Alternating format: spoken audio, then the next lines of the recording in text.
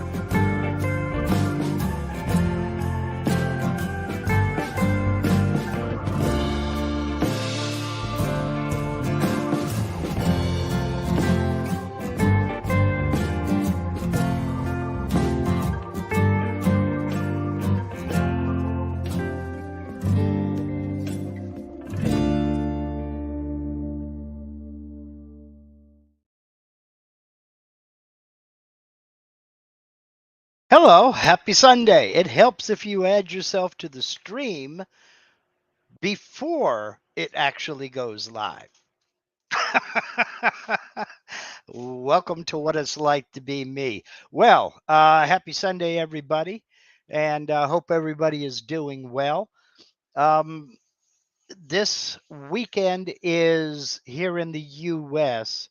It is Memorial Day weekend, and that's the weekend that we basically observe Memorial Day, which is Monday, the last Monday in May.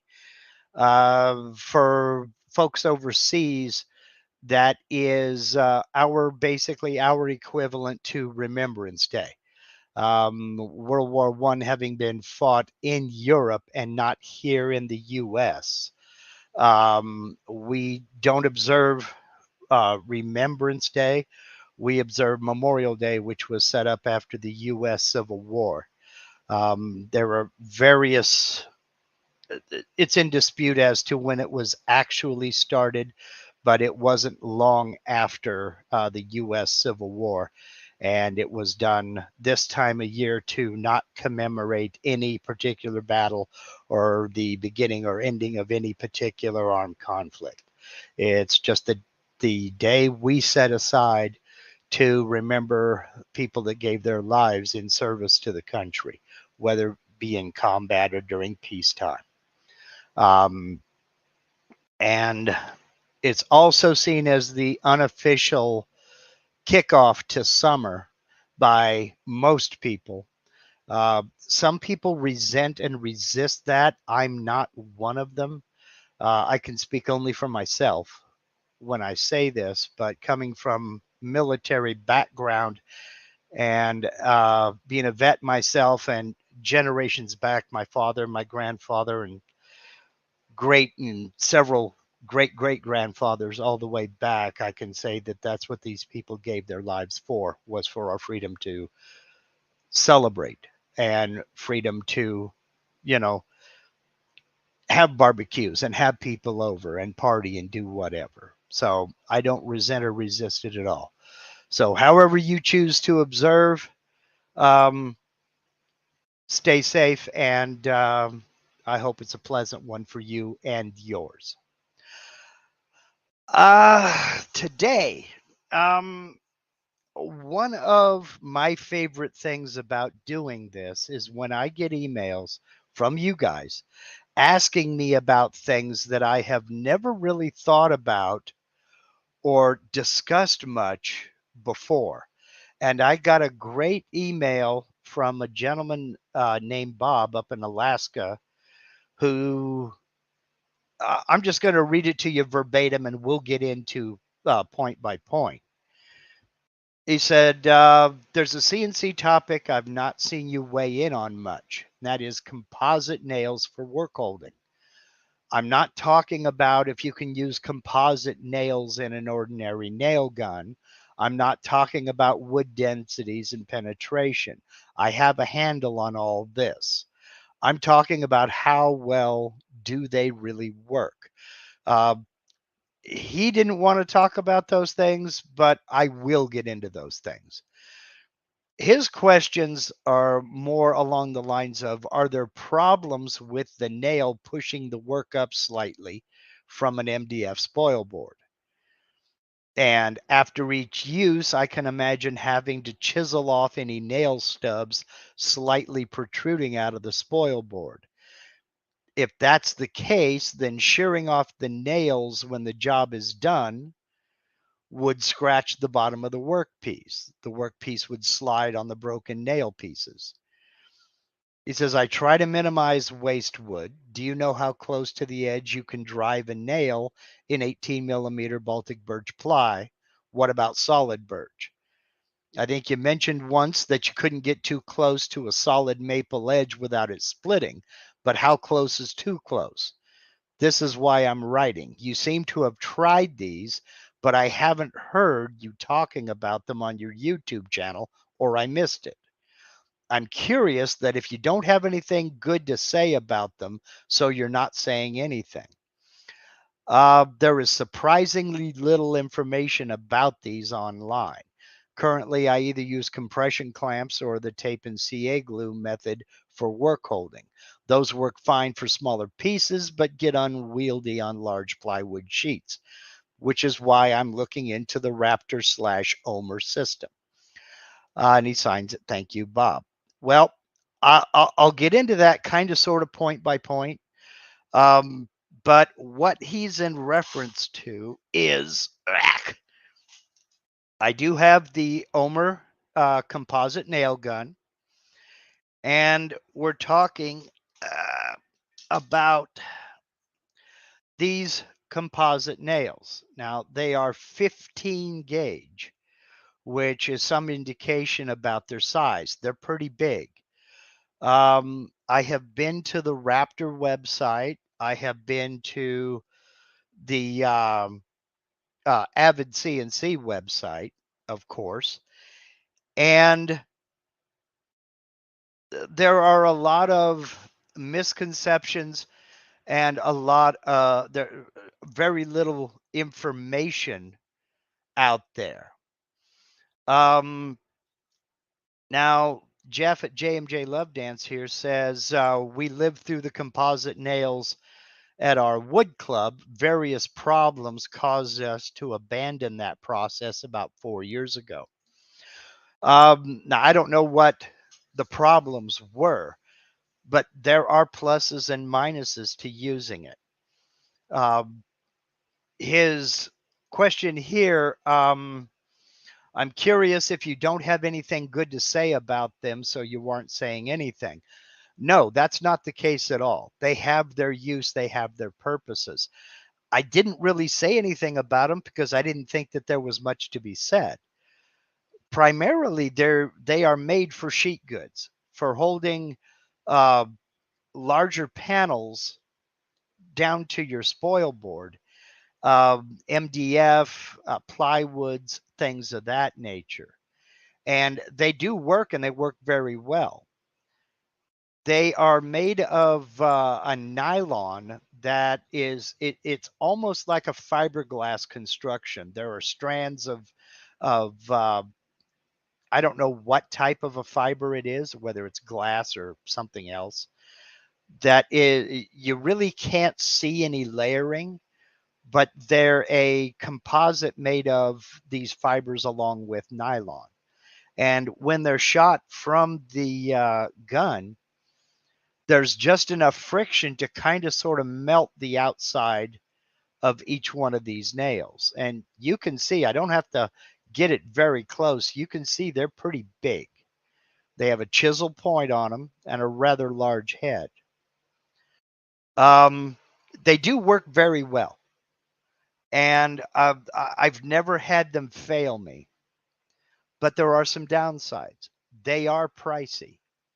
Let me go over here and make sure I got the right screen up.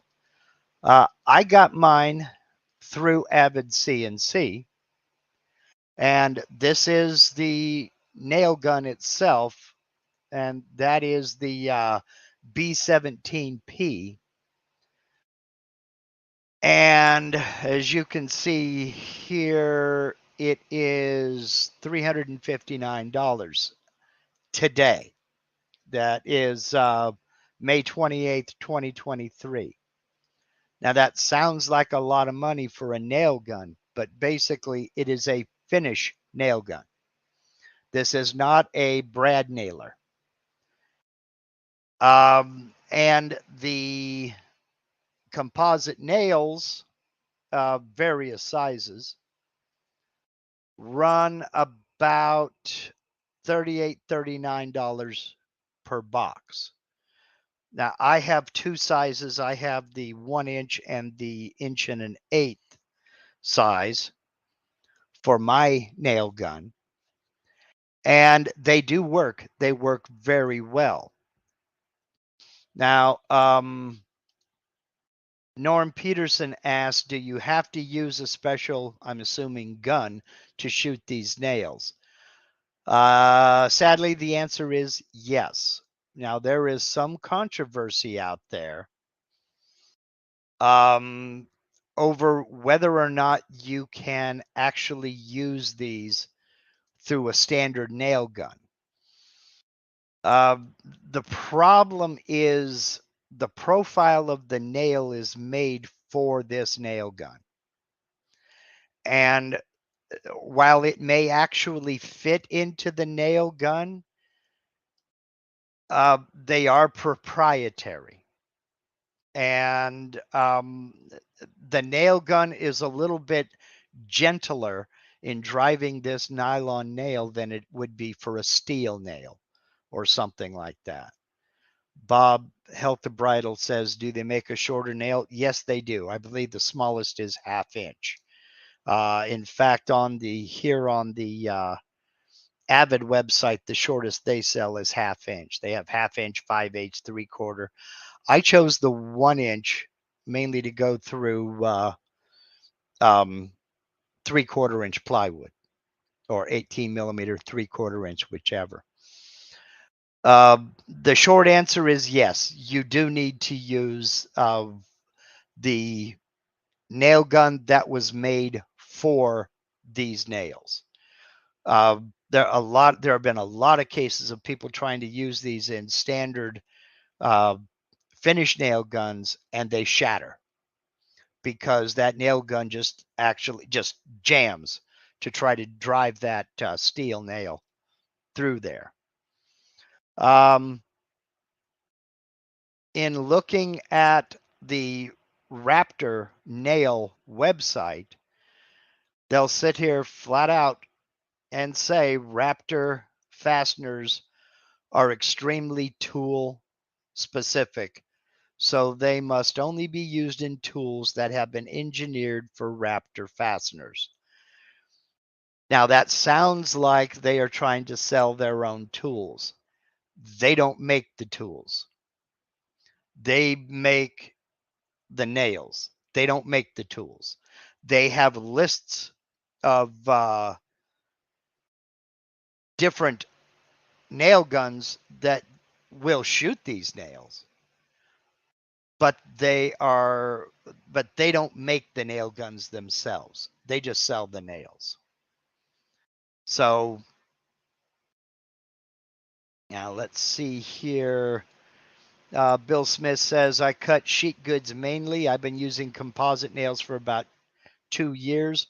I use a Senko composite nailer. Yes, it doesn't have to specifically be one of these Omer nail guns.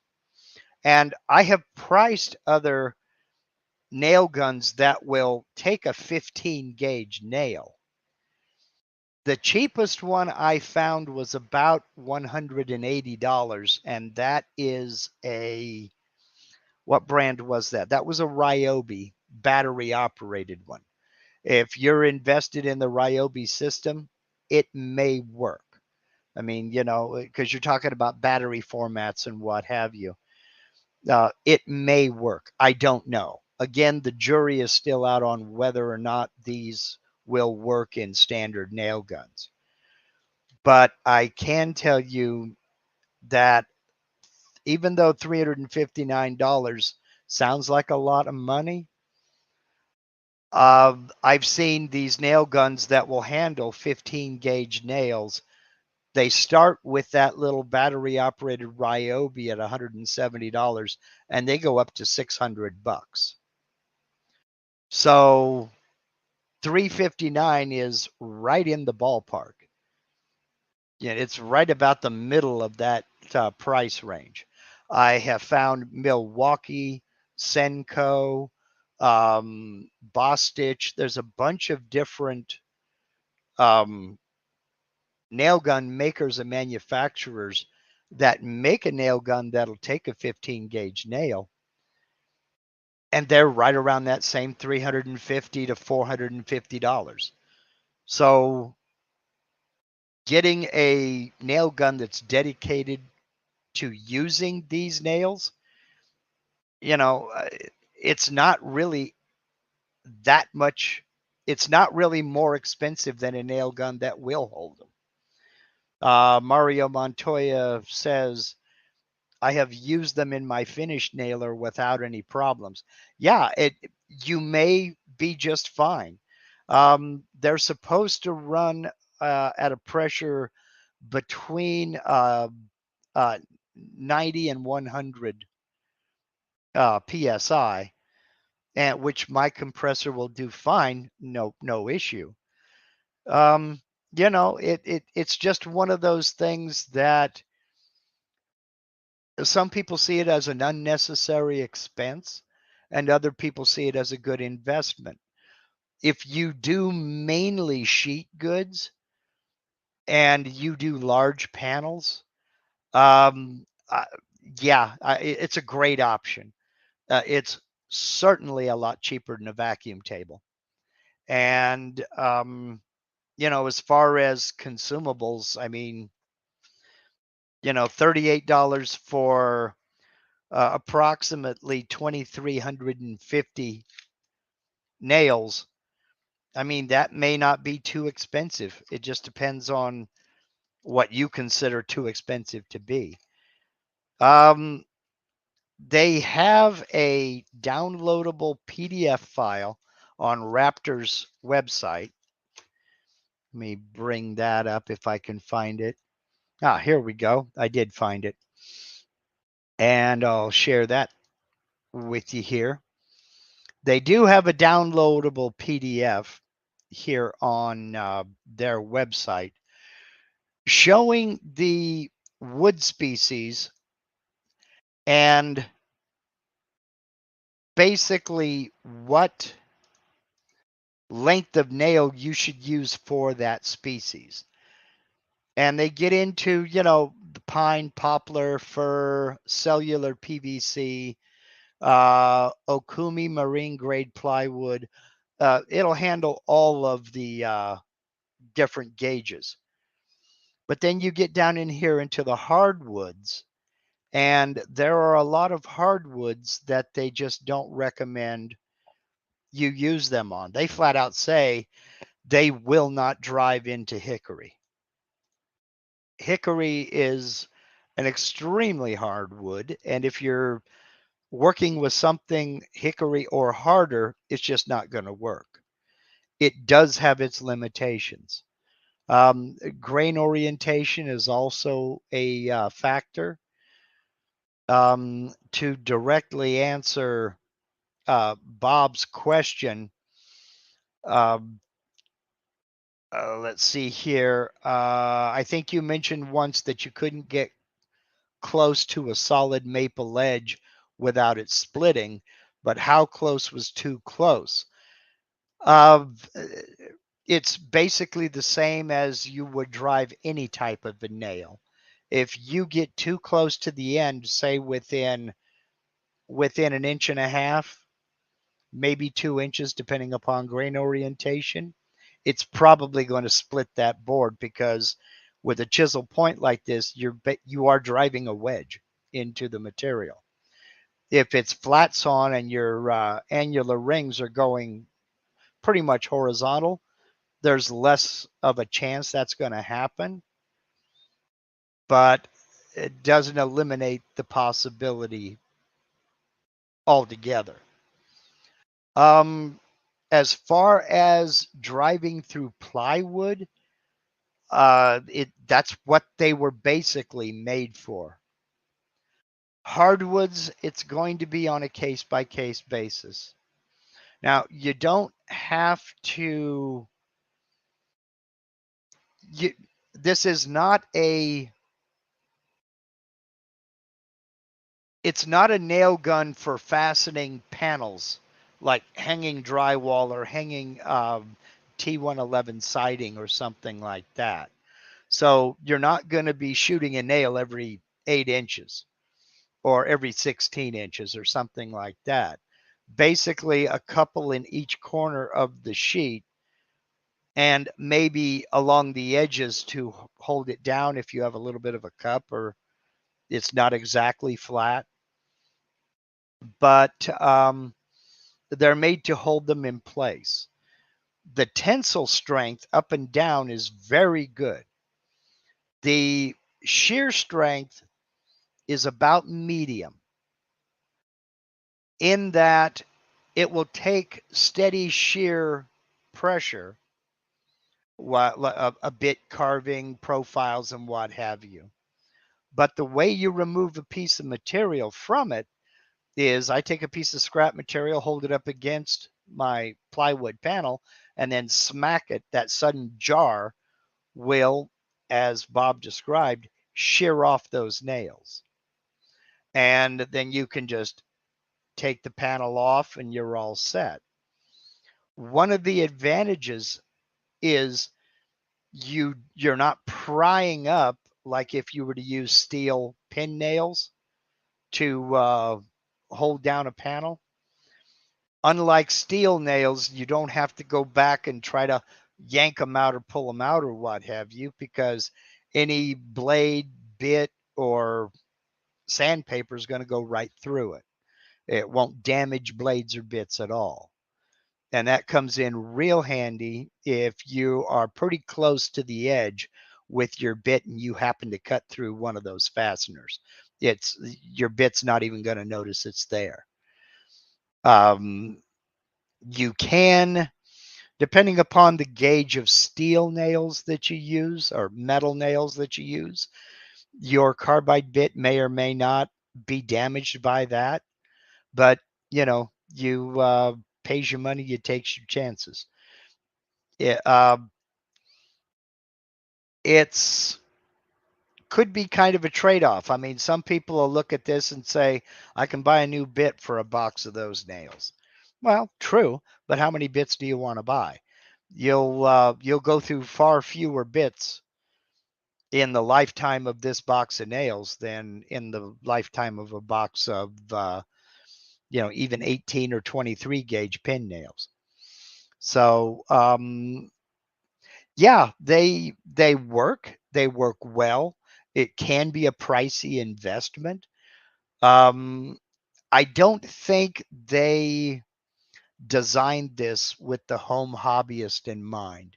I think this is more for production work, where you've got a lot of sheets of material coming in, and maybe you're just getting started and you can't afford an expensive vacuum system, or a vacuum system just isn't practical in your location for a vacuum table. uh, then this fills that gap. And it's one of those set it and forget it kind of things. I mean, you can put the piece of material down, fasten it on the four corners, maybe on the edge if you need to, and just cut and not worry about it. And then tap that one sharp blow to snap those nails and take your piece right off. Now, as Bob alluded to in his email, yes, sometimes there is a little bit of a piece of a fractured nail sticking up out of the spoil board. But look how much I've cleaned up my shop. I can move around without tripping over stuff. I have an El Cheapo Harbor Freight wood chisel that I use for this kind of thing. I don't care about this. It's never been sharpened. It may never be sharpened, but I can come along with that and just tap, tap, and that nail is gone and it's no longer going to scratch up any workpiece. As far as scratching up the back of a workpiece, when you tap on it to shear those nails off, I guess conceivably it could. If you're engraving into a pre-finished piece, then that may be a concern. You might want to consider another method. I know some people use pre-finished plywood, especially as if you're making cabinets and what have you. They'll use a pre-finished birch or maple plywood because it helps eliminate one step. So I can see that being an issue with it possibly scratching up the back. But if you plan your cuts the right way, you won't get into that. Any scratching or marring or anything done by any protruding pieces of nail would be in the edge scrap. It that gets down to placement. The possibility is there, but much less of a pain than trying to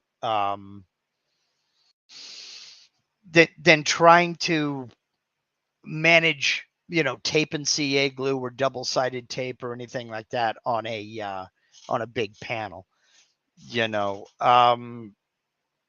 If that's going to be an issue, you might want to think about a vacuum table setup with vacuum pods, so you have zonal work holding, or one big vacuum table.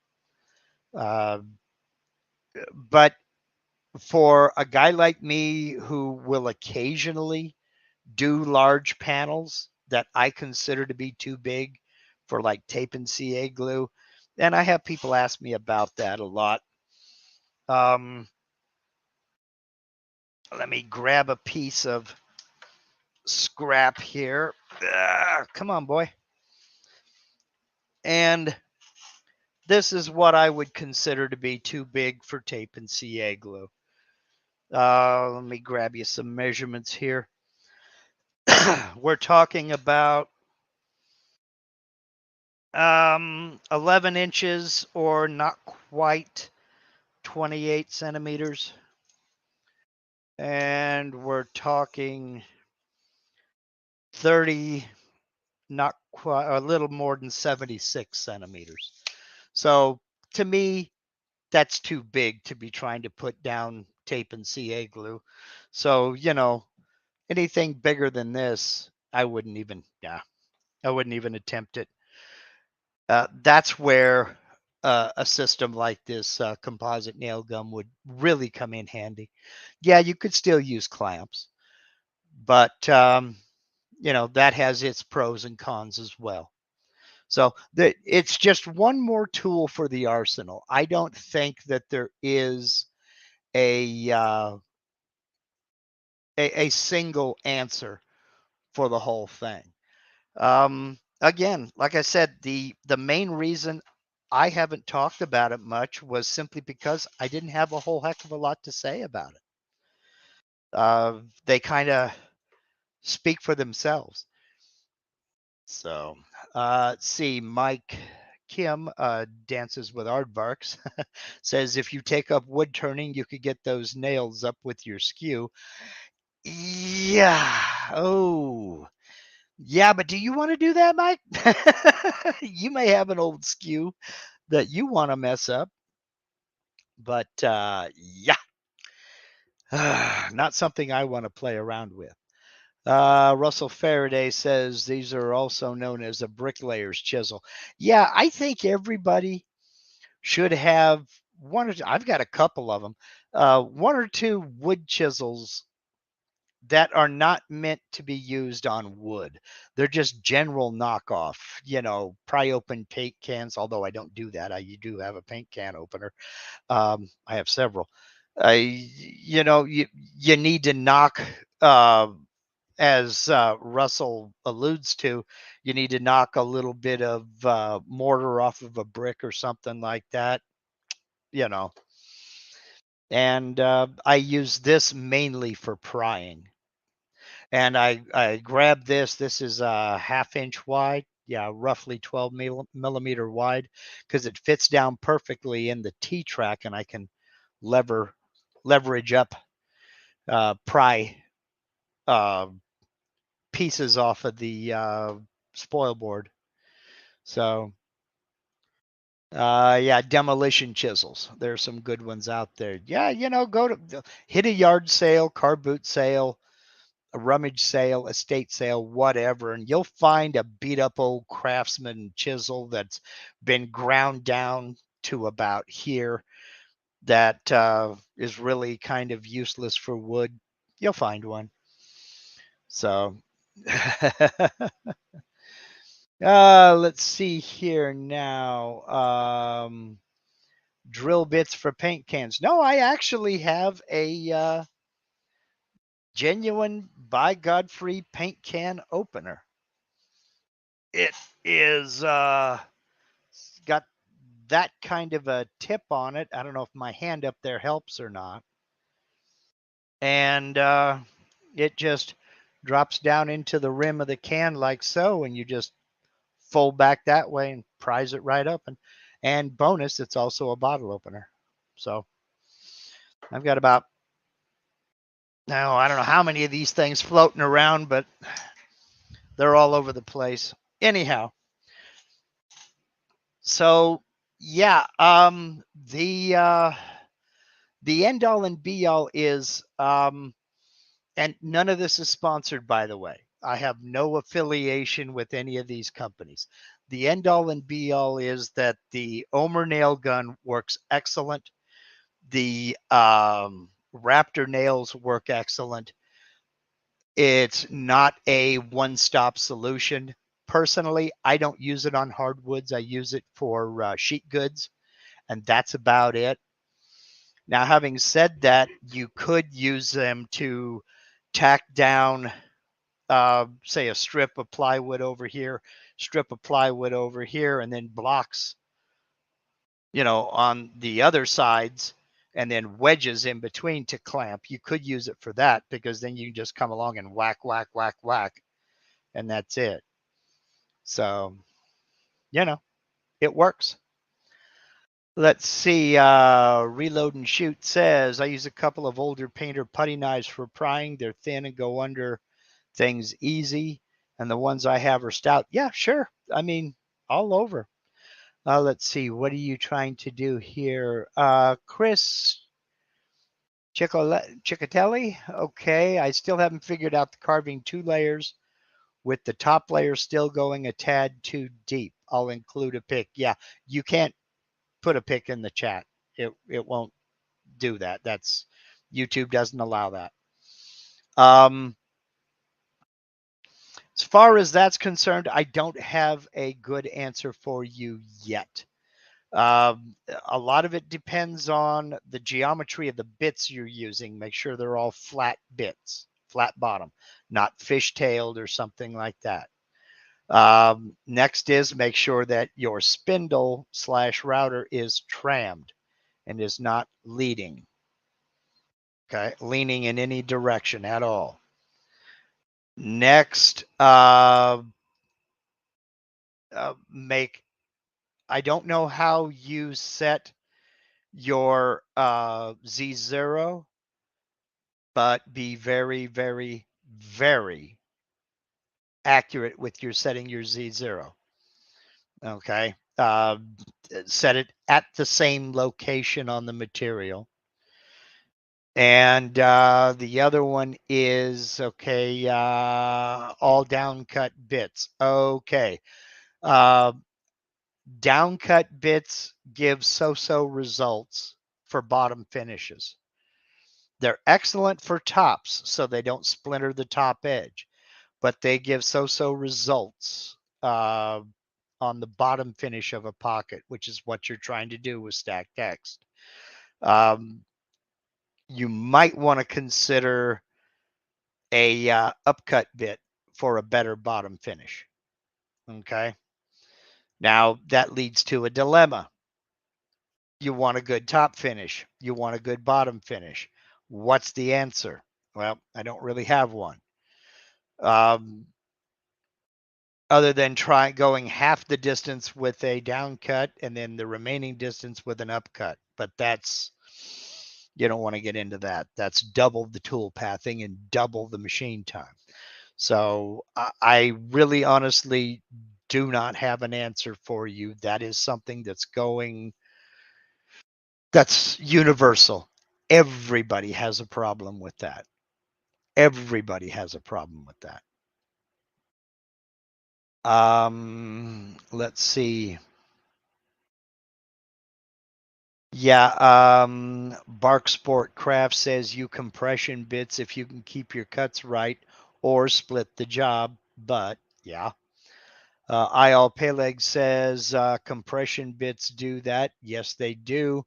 The problem with compression bits is your machine has to be able to plunge that distance to get past that upcut portion and then cut at that depth. Otherwise, there's no sense in having it. And I would say most home hobby CNC routers are not stout enough to do that. You say you using a Shark HD. Running a Shark HD, I believe you said. Okay. He says, I tried compression bits. I've tried going with the grain and against the grain. Yeah. Um, same results. Yes. Okay. And Dwayne Ruthig makes a good point here. Also makes a difference if you're cutting with the grain or across the grain. 0.003 will make a noticeable difference. Let me bring up Aspire and show you something here, Chris. Yes, I know that that's the machine, the Shark HD. My comment on the Shark HD was going to be I don't know how rigid they are. So I don't know if you would be able to plunge down, let's say, a 1/4 inch to get past that upcut portion and then be able to cut a 1/4 inch per pass. I don't know if it's rigid enough or not. I don't know nothing about it. So let's see. Go here and share screen, entire screen. Ba-boom. There we go. Okay. What was I going to do? I was going to show something here. Oh, yes, that's right. Dovetailing off of what Dwayne Ruthig said. When you, oops, let me get some geometry out here real quick. It doesn't matter what it is. We'll just use a rectangle.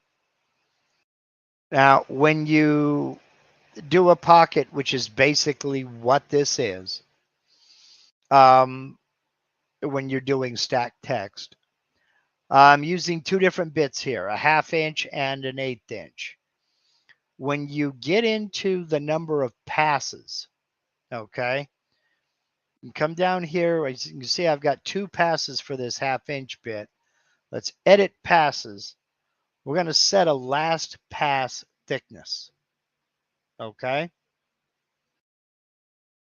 We're going to set a last pass thickness of 10 thousandths, let's say. That may be a little bit small.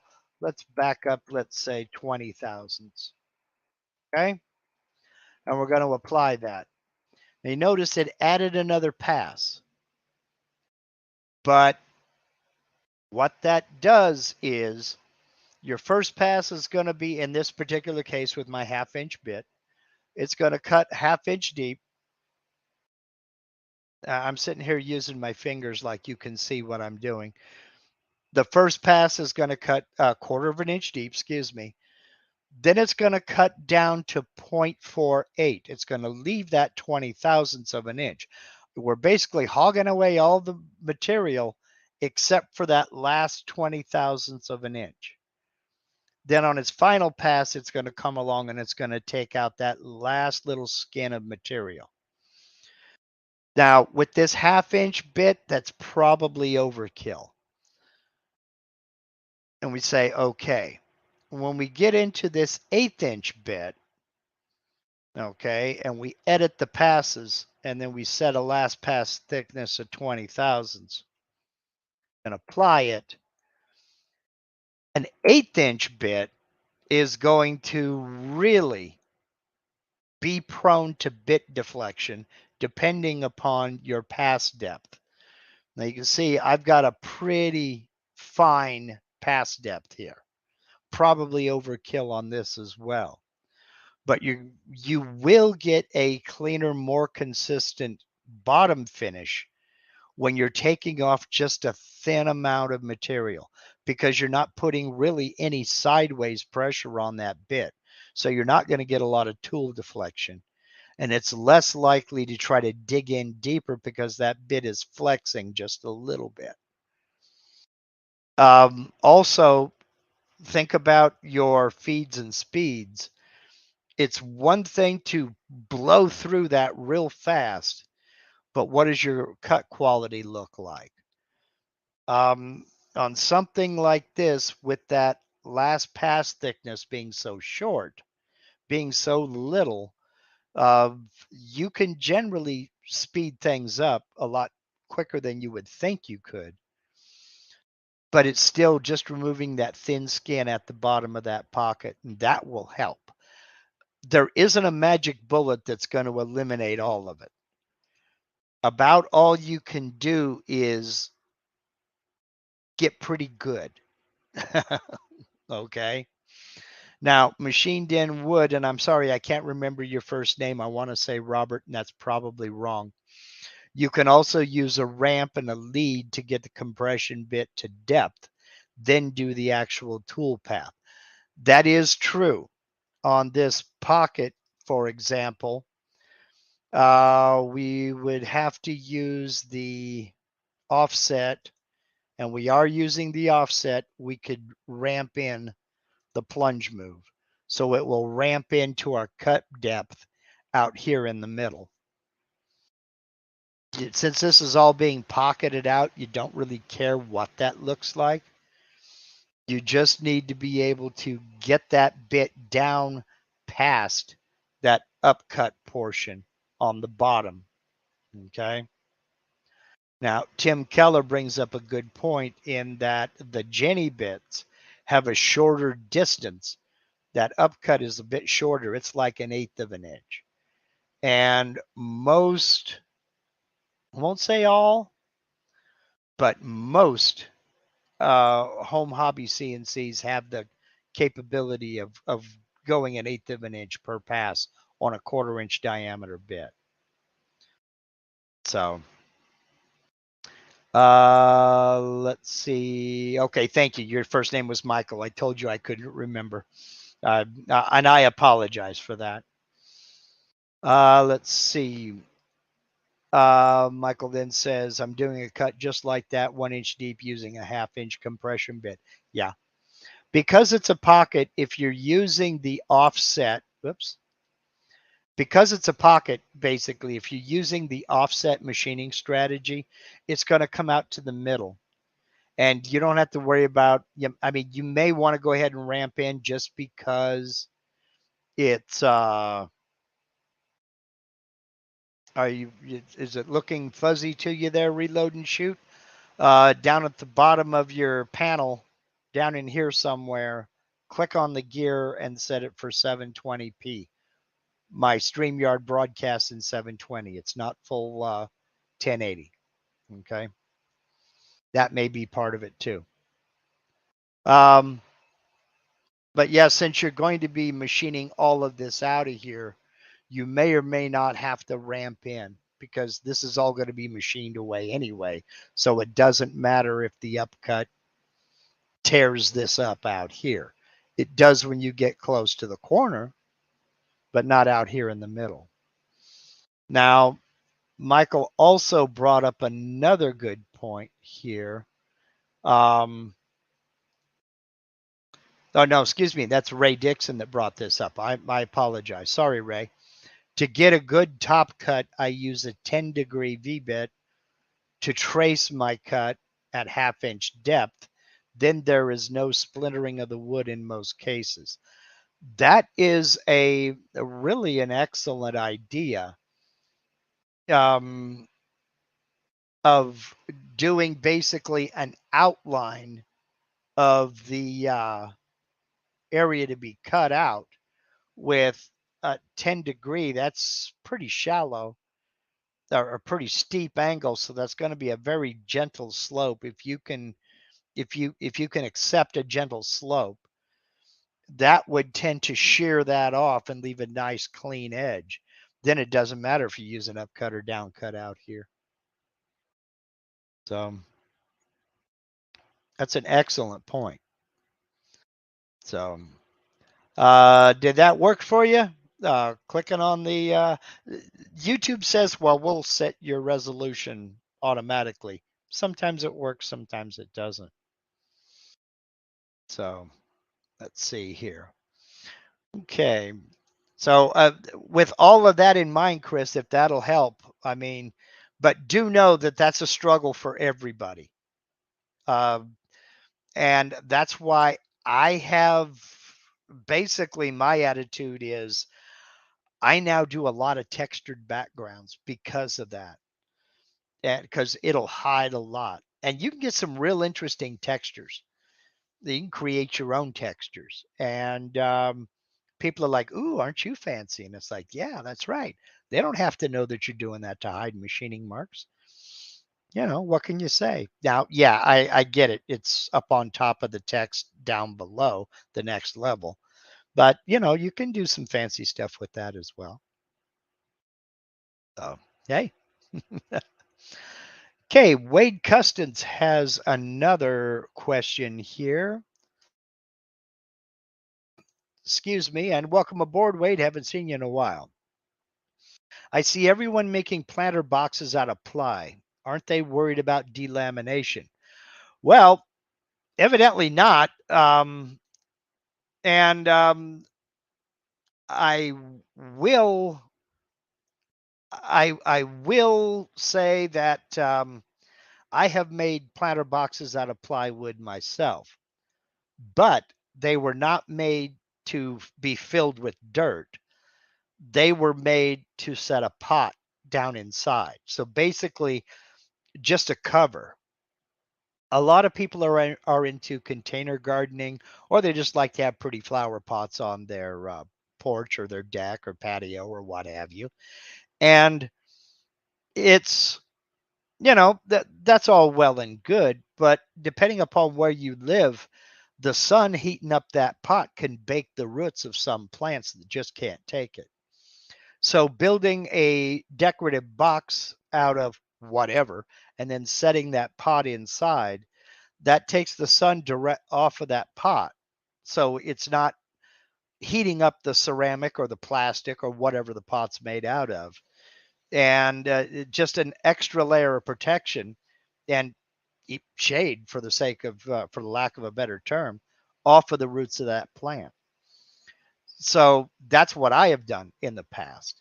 I've made them out of everything from deck boards to old cedar fence boards or whatever, to include plywood. Yes, if it gets wet, it's probably going to delaminate. But if you, depending upon your style and what you're after, if you paint it with exterior house paint, that'll help big time. So, let's see here. Chris says, I'll just keep playing, trying things, and hopefully breaking less bits. Uh, that happens. Oh, here we go. Michael says, I've been doing this full time for 3 years and I broke a bit today. It'll happen less often as you go, so don't let it get you down. Yeah. If you're breaking bits, look at your speeds and feeds. You may need to just bump up your RPM 10%. You may need to back down on your feed rate 10%. Give it a chance to remove that material and get rid of the chips, and not overload itself as it's cutting.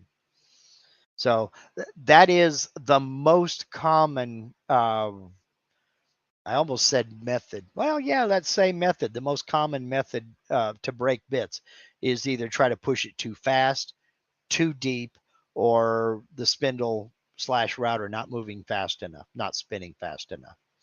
The other is crashes. And I mean, that's down to where do you put your clamps and what have you. So, yeah, aluminum clamps are a lot more forgiving than that big steel bolt we want to use for them. What can you say? Yeah, reload and shoot, or a clamp. Exactly. So, let's see. Okay, my tool length sensor seems to have been blocked by sawdust, which caused the tool to keep driving into the sensor. Yeah, that'll do it. That'll do it. Yeah, about the time we get complacent and we start thinking we know what we're doing, nature has a way of letting us know that you're getting cocky. So, let's destroy a $60 bit and make you rethink how good you are or how good you think you are. So, oh yeah, been there, done that, got the t-shirt.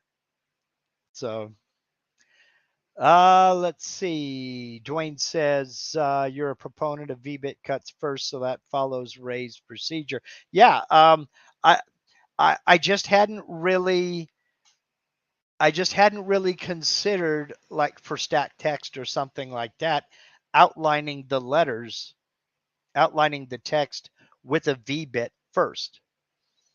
I just hadn't thought about it, and then go ahead and do the pocketing that you would normally do.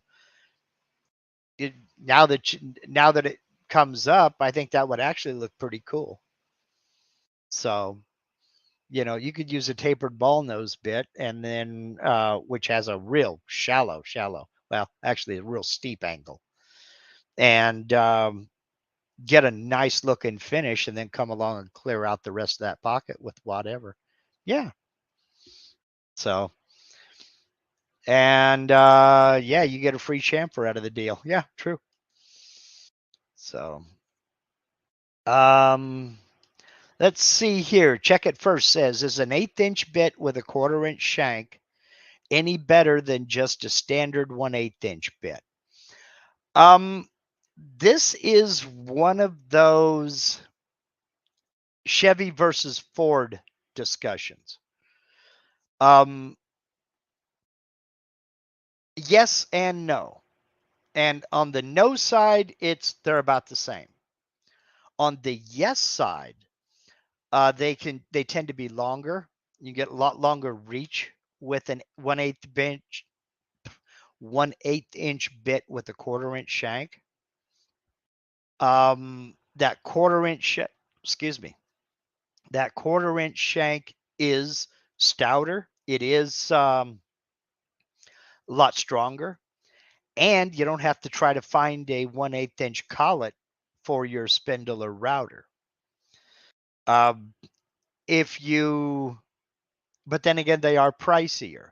So you'll pay more for a 1/8" bit with a 1/4" shank than you will for a 1/8" bit with a 1/8" shank. I mean, I can get on eBay and buy Kyocera 1/8" upcut and downcut bits. I can get a 5-pack for like $12. And Kyocera makes a good bit. But and a 1/4" shank 1/8" bit, I don't know, $18 to $25, depending upon the brand.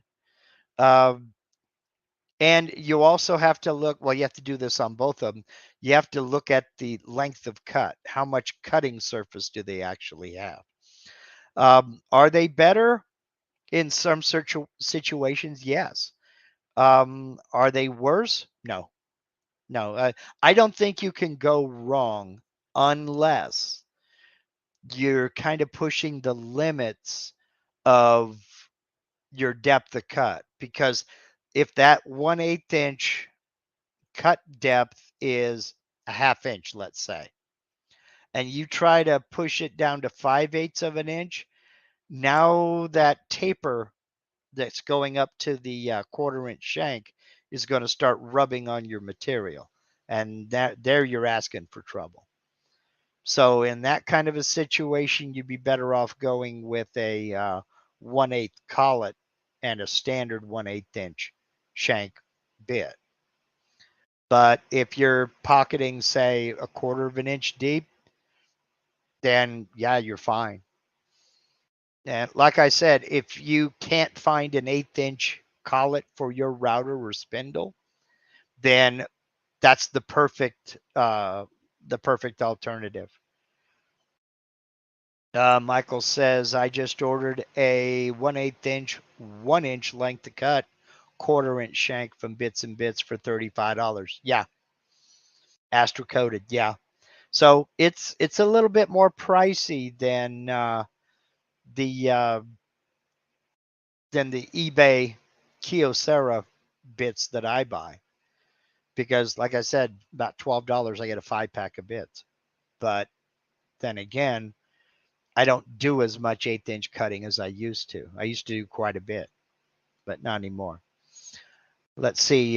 John Thompson says, I saved the broken bit shafts to use as alignment dowels for my offset, G56, etc. Yeah, but I only need so many of those. And I've got steel dowel, precision ground steel dowels for that anyway. And they were $9 for 10. And I'll never use all 10. But that's okay. So let's see. I think that was about everything. And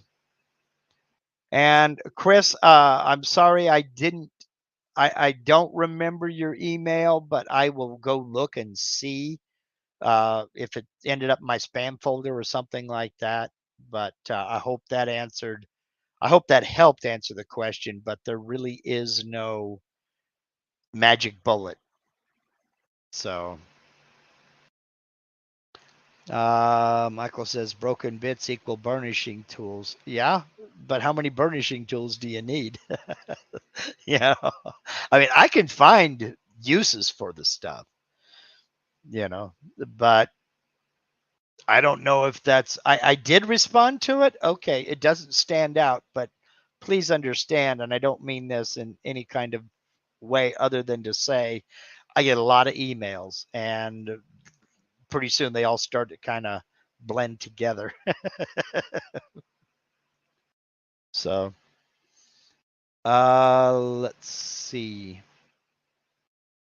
Yeah, okay. I think we're good. As you can see, I can actually move around the shop. I can do the Hills Are Alive with sound of the music thing. I've got a few more things to do out here, and then I can get back onto the CNC. Right now, I'm going through bags of hardware that's been in boxes stacked up. Good grief, since we moved up here. And getting ready to get back into the CNC so I can do my toolpath, tiling toolpath video. And that is, I'm not even going to project on when I can get that out, but soon, hopefully soon. And just to kind of throw things into perspective here, I had my storage shed moved. I put down more gravel on the driveway, done a little bit more landscaping outside. I've got a lean-to coming June 30th is the date they're going to assemble it here. Then I get to run the dust collector outside, and the piping system is going to be fun to figure out. The compressor is going to go over about right here. All this is going to get moved around. So yeah, everything is in flux, but I'm going to definitely get on that video just as quick as I can get this all cleared off and cleared out, because I've got projects to make for the Department of Planning and Finance. And the quicker I get her taken care of, the better. So next week will be another open Q&A. If you have a topic like this, talking about these composite nails, composite nail guns, yeah, by all means, shoot me an email, and I'll look at it and see what I can do. I may not have the answer for you, but I'll do my best. As far as my attitude on these, I I think they're worth it if you do a lot of sheet goods. Um, if you're a home hobbyist and don't sell a lot of your work, I think you can. I think there are other options that won't require basically for the nail gun and a box of nails. You're looking at $400. If that is out of your price range, out of your budget, you know, perfectly understandable for a home hobbyist. But if you do a lot of sheet goods, I would seriously consider it because it does speed up the work. I mean, just how fast can you pull the trigger? It really does speed up the work. Okay. Excuse me. I'm going to get out of here. I put links to the nailer and the nails through the Avid CNC website. Um, again, not sponsored, no affiliate links, none of that stuff. I have also got links to Michael Mazalik and Peter Pasuelo's YouTube channel down there. And so give them a subscribe and give them a follow.